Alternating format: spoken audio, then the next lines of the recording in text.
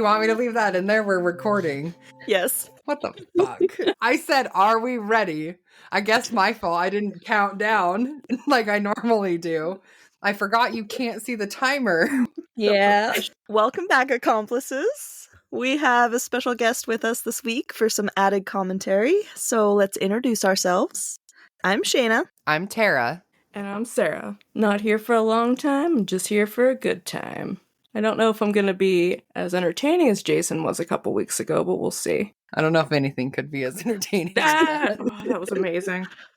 The trick It's is just to hard one to beat. mansplain everything. Well, Sara, we are happy to have you. Yes. So thank you for joining us this Thank week. you for having me. This is an Thank honor. you. I know we mentioned it last week, but as of today, it has officially been 1 whole year of us giving you all the stories and inappropriate giggling. Side note, that is a direct quote from my favorite review on Apple Podcasts. Speaking of reviews, we have a few. At Lily R. Rocks says, I'm enjoying this show. I love the quote-unquote side notes and giggles. Thank you, Lily Rocks, for your support. At Nullity, on the other hand, is not a fan of the giggling. They said, quote, it's a good show, but there's a lot of giggling and the audio could be better. Edit, too much inappropriate giggling. End quote. We appreciate your feedback. We were well aware of the audio issue and have made corrections, so we hope it's to your liking now.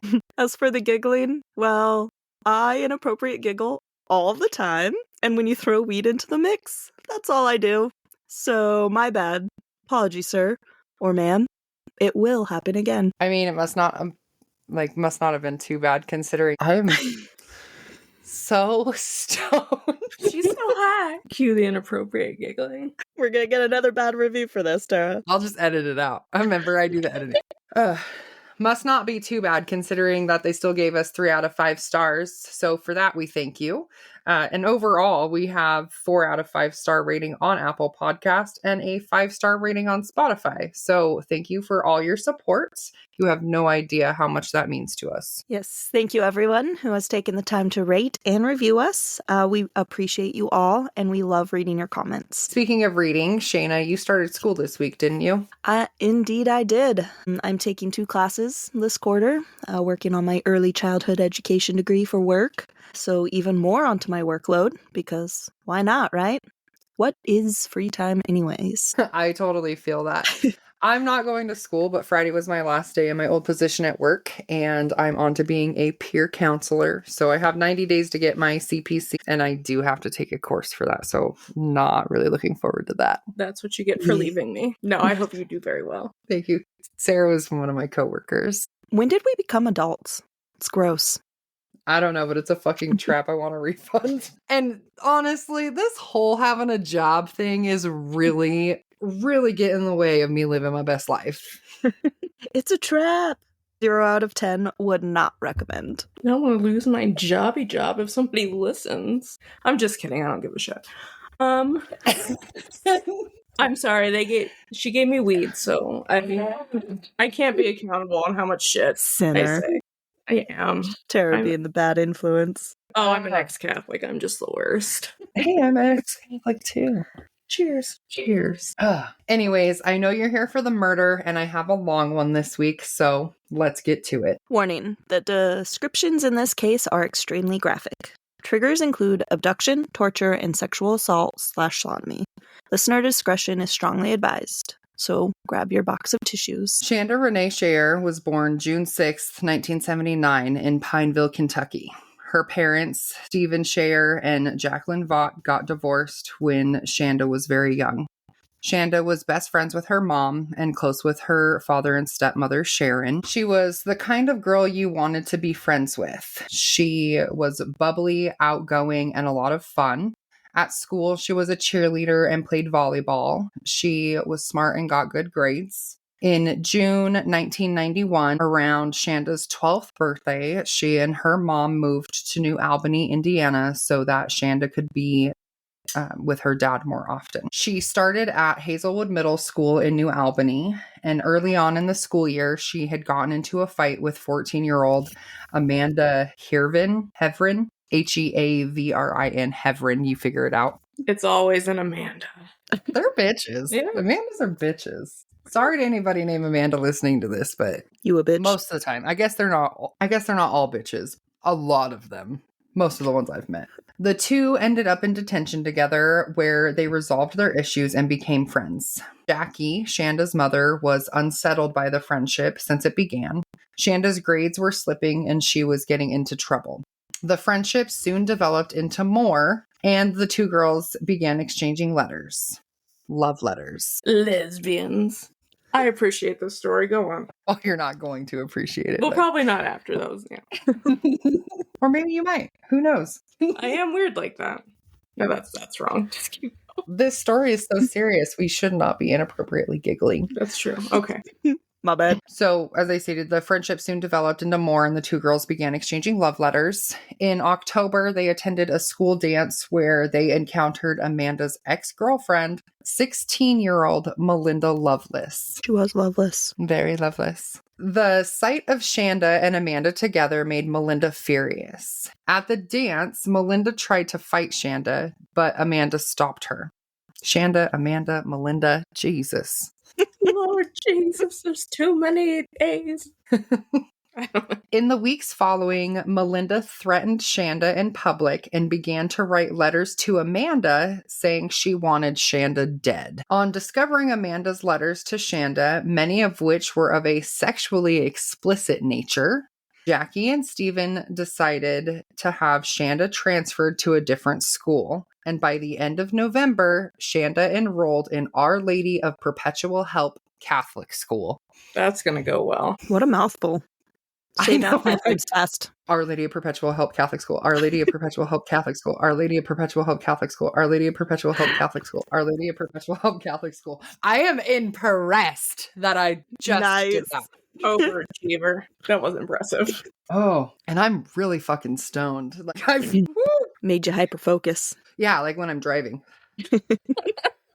I'm kidding. I don't drive stoned. Straight to jail. So Shanda and Amanda had not broken up when Shanda transferred schools, and Amanda continued to write letters to Shanda and call her at home. Shanda, however, was distracted with her new school and not as responsive as Amanda would have liked. So before I go into the events of January 10th, 1992, I'm going to look a little into the backgrounds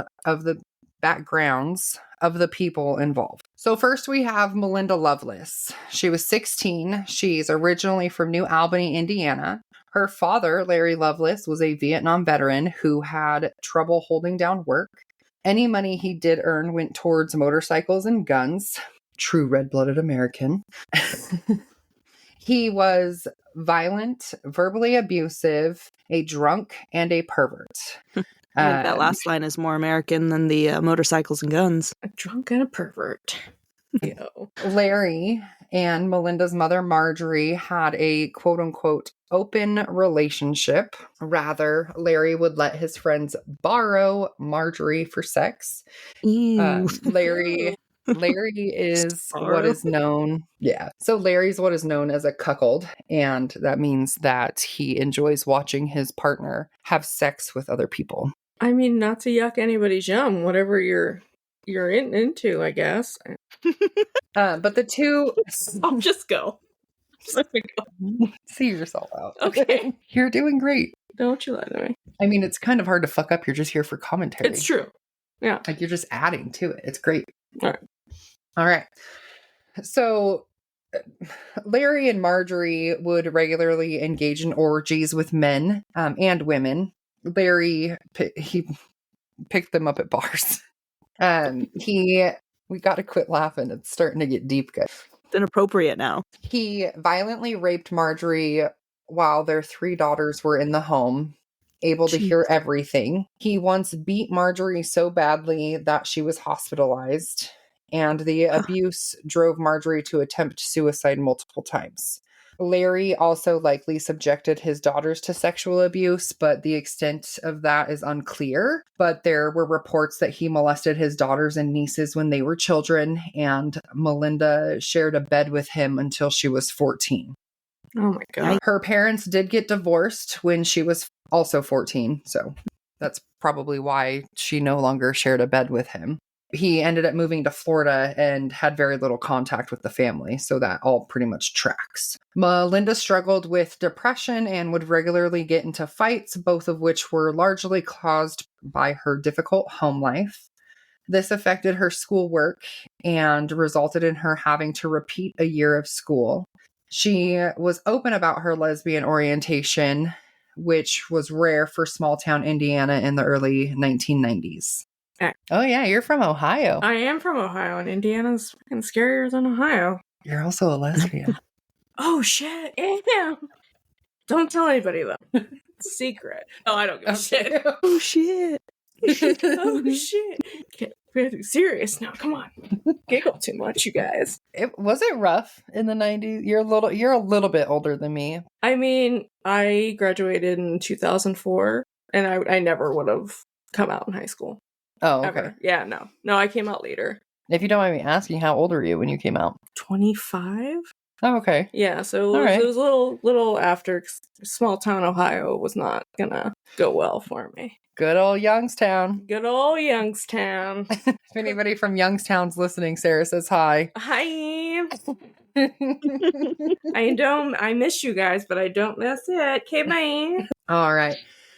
So the next individual involved, her name was Lori Tackett, age 17, was from Madison, Indiana, which is about 50 miles from New Albany. She came from a strict fundamentalist Christian household, mainly driven by her mother. Her father worked in a factory, and Lori's parents were both abusive, and child services visited the home several times. Lori was fascinated by paranormal activity and vampirism. Just a side note here, we're not saying that anybody who is interested in any of these things means that you're going to become a cold-blooded killer. Just throwing that in there. These are the things she was interested in. Early in 1991, at the age of 16, Lori began to self-harm, which landed her in the hospital several times. She was admitted to a psychiatric ward and diagnosed with borderline personality disorder. In September of 1991, Lori dropped out of high school, and while living And also in September 1991, Shayna was born. Can't believe you didn't put that in there. Wow. Sorry. So the year that you were born, Lori Tackett in the month was, even. Yeah. Whew. I wonder if it was on the 1st. Ooh, maybe.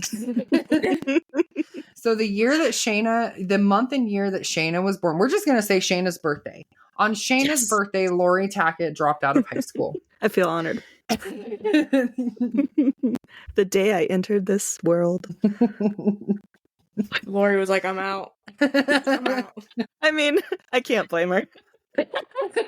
You both know we're all burning in hell for this, right? Oh, you think this is like the first reason I'm gonna burn in hell for this? I mean, no, but I just want you to know. Oh, I'm well aware where I'm headed. It's fine. Oh, God. Back to the story.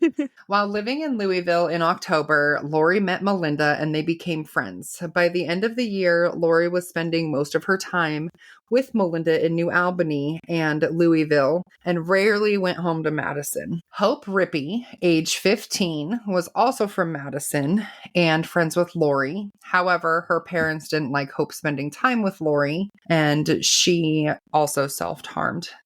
That's pretty much all I could find about her. Toni Lawrence, age 15, was also born and raised in Madison. She was good friends with Hope, and they had been close since they were very young, but she didn't know any of the other girls. Some reports state Toni was raped when she was 14, but I couldn't find much information on this. So now that we know the individuals involved, let's get into it. I will warn you, there is going to be more explicit content and graphic depictions of the events that took place that night. On the evening of January 10th, 1992, Lori, Hope, and Toni piled into Lori's car, planning to go to a rock concert. This would be the first time Toni would meet Lori.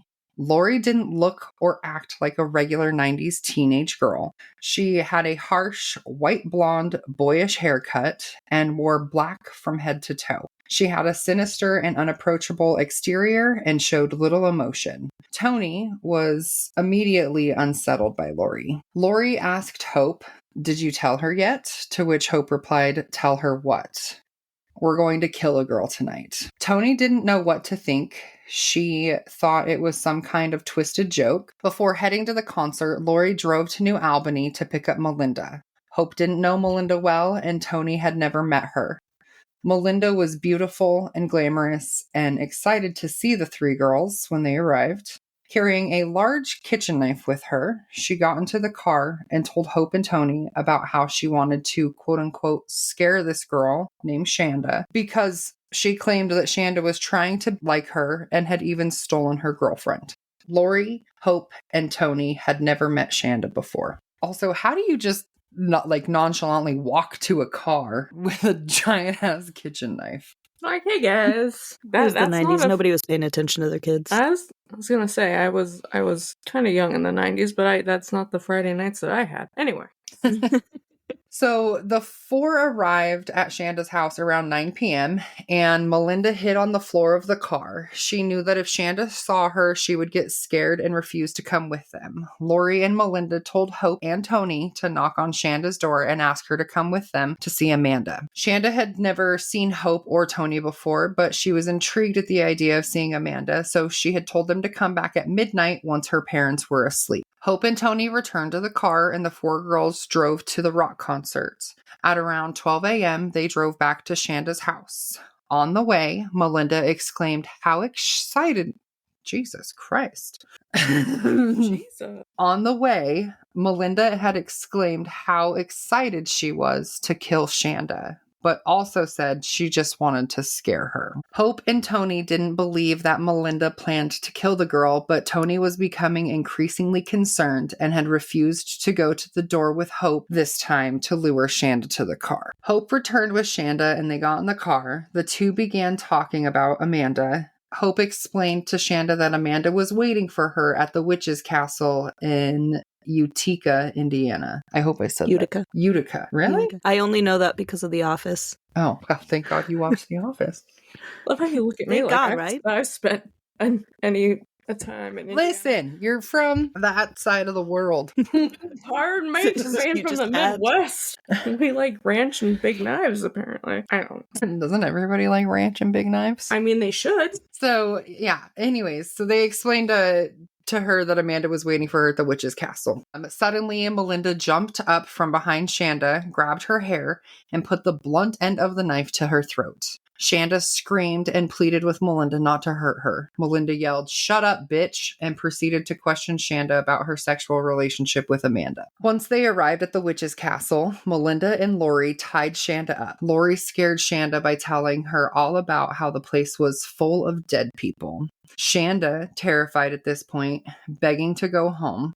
Lori then lit a t-shirt on fire with a cigarette lighter and taunted Shanda, saying soon she would be the one burning. For the next 7 hours, the four girls would brutally torture Shanda before killing her. They left the witch's castle, dragging Shanda along with them.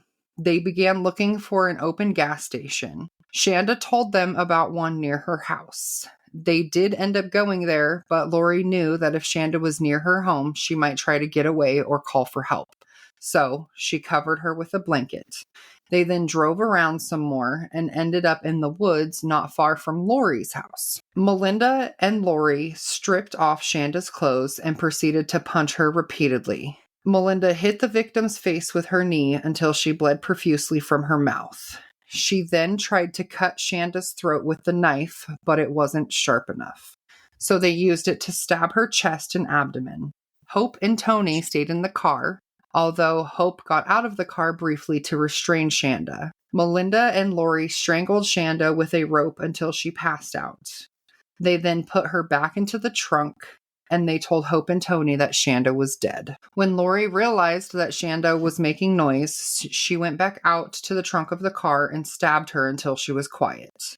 They drove off to Lori's house, where they left Hope and Tony. Melinda and Lori went driving on some nearby back roads with Shanda still in the trunk of the car.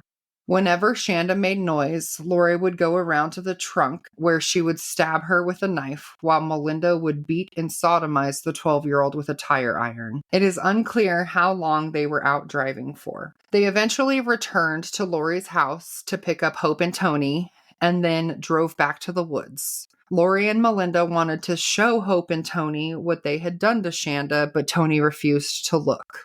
The three girls looked, and Hope sprayed Shanda with Index and said, "You're not looking so hot now, are you?" In the early morning hours, the torturers stopped at a gas station. Tony bought a large bottle of Pepsi to drink, but Lori grabbed it, emptied it, and began filling it with gasoline. I don't like where this is going. Me either. I'm just going to keep going. I'm not even going to say anything. Okay. Again, driving to a remote location, they ended up on Lemon Road, a county road surrounded by fields. Sorry, it's not a county road. It's a country road. It's in a county, though. Country roads. Take me home. You're going to have to edit out so much shit. Oh, no, it's raw. Wait, that was weird. Okay. They ended up on Lemon Road, a country road surrounded by fields. Lori and Hope hauled... Wow, I said that weird. Need a drink. Drinking, tell me. Lori and Hope hauled their victim, who was still alive and only able to whimper the word mommy. Oh. They wrapped her in a blanket and carried her to the edge of the fields, still in view from the road. Lori poured the gas from the Pepsi bottle on Shanda and set her on fire and drove off. Just to be sure their work was finished, Melinda had them return to the scene a few minutes later to pour more gasoline on Shanda, watch her writhe in pain, and finally confirm she was dead. Jesus. The four girls left and went to eat at McDonald's. Melinda, Lori, and Hope laughed as they compared their sausage breakfast to Shanda's burnt corpse. Tony was hysterical and used a payphone to call a friend and told her about the murder. Like, not only are you going to go out to eat and laugh about it, and two of these girls didn't even know her, right? Three of them didn't even know. Jesus. Melinda's the only one that ever met her. Enjoy your McDonald's in hell, I guess. Jesus Christ. So at this point, Melinda and Lori decided that Tony needed to go home. So after dropping her and Hope off at their homes, Melinda got in touch with Amanda and told her Shanda was dead. Amanda didn't believe it and agreed to meet later. Lori and Melinda went to pick up Amanda, then returned to Melinda's house. Once inside, Melinda cried hysterically, telling Amanda what they had done to Shanda. Amanda still didn't believe it, but this changed when they showed her the trunk of Lori's car. The interior was soaked with blood. There were bloody handprints, long, curly, dark hairs, one of Shanda's socks. Amanda was horrified and demanded to be taken home. So, around the time that the girls were at McDonald's, brothers Don and Ralph Foley went out hunting for quail. They made their way past Jefferson Proving Ground, driving for about 8 miles on a country road. There, they spotted a large, dark-colored object on the side of the road. My mouth is so dry, guys. I'm so sorry. It's that cotton mouth. I know. Get you every time. So as they got closer, Dawn thought it looked like a blow-up doll. And they took a closer look, and that's when they realized it was the burnt body of a young woman. They went back home to call the police, who told them to go back to the location of the body until the sheriffs arrived. At about 12 p.m., Deputy Sheriff Randall Spry arrived, closely followed by Jefferson County Sheriff Buck Shipley, Detective Dave Henry, and forensic expert Sergeant Curtis Wells had arrived around 1 Where'd you get p.m. Dave from? I don't know. It says Steve. I'm high. Good old Dave. I'm just like, I don't know where I got Dave from. Maybe gonna fucking cross-check my fact. His name was Steve Henry. Get on the Googles. Really shouldn't be laughing. It is pretty This is very inappropriate. The four men couldn't believe the horrifying sight. The girl's body had been burned beyond recognition and posed in a sexual position. Wells states, at first sight, it really appeared to be a mannequin, but you could smell the horrible smell of burning flesh. Shanda was found on her back with her arms in the air with clenched fists. She had 3rd and 4th degree burns over her entire body. She was burned so severely, officers were unable to distinguish her age. Autopsy would reveal the cause of death was to be smoke inhalation, meaning she was still alive when she was set on fire. The autopsy would also would also show that Shanda had soot in her lungs, which is also a sign of being set on fire while you're still alive, along with multiple stab wounds throughout her body, including but not limited to her chest, abdomen, arms, and legs. She also had choke marks on her neck and markings around her wrist and ankles from being bound, along with severe rectal bleeding. In the meantime, Steve, Shanda's father, woke up and noticed that Shanda was not in her room, but didn't think much of it. He assumed she was sleeping in the family room in the basement. But when he discovered she wasn't there either, he began to worry. He called Shanda's friends and then called his ex-wife Jackie, telling her he couldn't find Shanda. Jackie came over and they filed a missing persons report.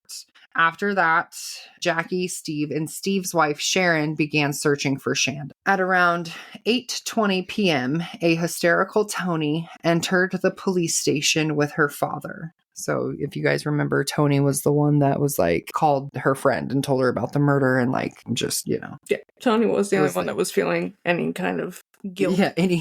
Yeah. Or anything, really. Yet she was like the only one that didn't do anything. Mm-hmm. Yeah.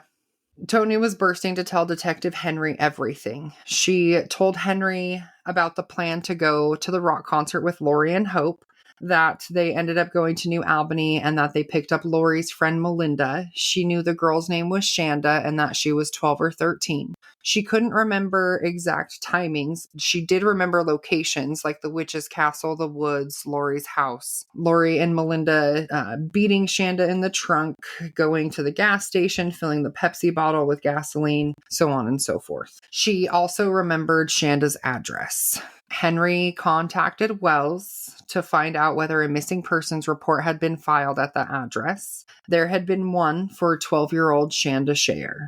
The description of Shanda in the missing persons report matched the body found earlier that day. Dental records were then used to positively identify the body as Shanda's. On January 12th, 1992, all 4 girls were in custody. The case generated worldwide attention because of the cruel brutality inflicted on Shanda. On December 14th, 1992, trial began for the murder of Shanda Shayer. All 4 girls were tried as adults and accepted plea bargains in order to avoid the death penalty. Oh, this is the part where I get really angry. Yeah. During Melinda's trial, she broke down several times in gasping sobs while testifying as part of her plea agreement. A lawyer for Lori Tackett, named Ellen M. O'Connor, asked Melinda to say where the pictures showed gashes. So they were showing her pictures of Shanda's body. But so they wanted her to show showed gashes that she said Lori had inflicted on Shanda. Melinda said, "I don't want to. Oh God," she cried, avoiding looking at the pictures of the burned body. Melinda said her jealousy over Shanda's friendship with a girl who had been her lover led to the killing. She said she was ready to end the evening after she hit Shanda in the stomach and smashed her face against her knee several times, but that Lori then stepped forward and took over the beating. Melinda admitted she threw a bottle containing gasoline towards Shanda's body, towards her burning body, but said the other girls had forced her to. Wait. Wasn't she the ringleader? Yeah. Wasn't yeah, okay. Mm-hmm. Liar, pants on fire. What a bit. Shanda's mother, Jackie, addressed the courts and went on record to say, quote, "If you want to see as close to a person who has absolutely nothing inside of them, look into Melinda's eyes, because there is nothing there," end quote. Lori and Melinda were both sentenced to 60 years in Indiana women's prison. On appeal in 2004, Hope's sentence was reduced from 60 to 35 years.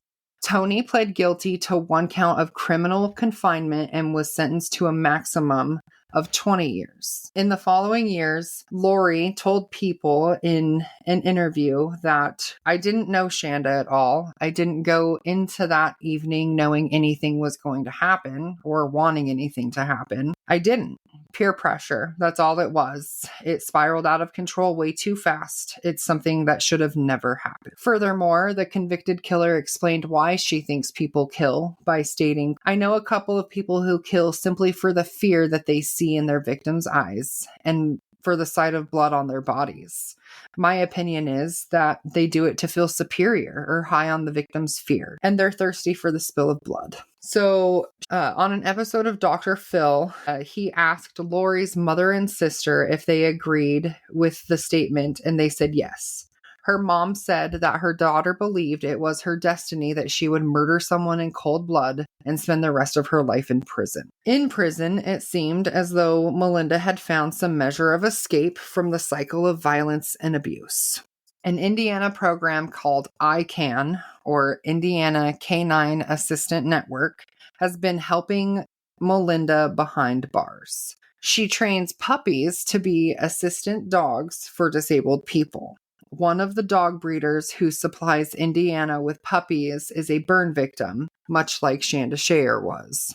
The breeder convinced Shanda's mother, Jackie Vaught, to watch a video of Melinda grown up and see what she does in prison for the program. I was really taken aback, Vaught said after watching. I saw someone almost reborn. She was sincere, she was compassionate, and I think the ICAN program allows her to have something in her life that she can show love back to, and there's never betrayal on either side. Jackie did something remarkable after seeing her daughter's killer at work. She donated a puppy named Angel for Melinda to train in prison. The grieving mother said she did it to honor her little girl, who she still thinks about every day. She said, quote, "It's my choice to make. She's my child. If you don't let good things come from bad things, nothing gets better. But I know what my child would want, and my child would want this." End quote. Melinda, I think your child would want life. Well, yeah. Yeah. Melinda, for her part, feels as if Vaught is helping her to overcome her past. Quote, "She helped me to heal, forgive, and grow. Whether she wanted that or not, she did a good thing, and I would like to thank her. I couldn't thank her enough. Angel is in good hands, and I'm doing it for Shanda. I'm doing it all for her." I don't know how I feel about that. Whoa. What did Melinda need forgiveness for? Like, who did she need to forgive? I don't understand her quote there. Maybe she needs to, forgive herself? She best be forgiving herself. She's got no one else to blame. True story. Dumb Yeah. bitch.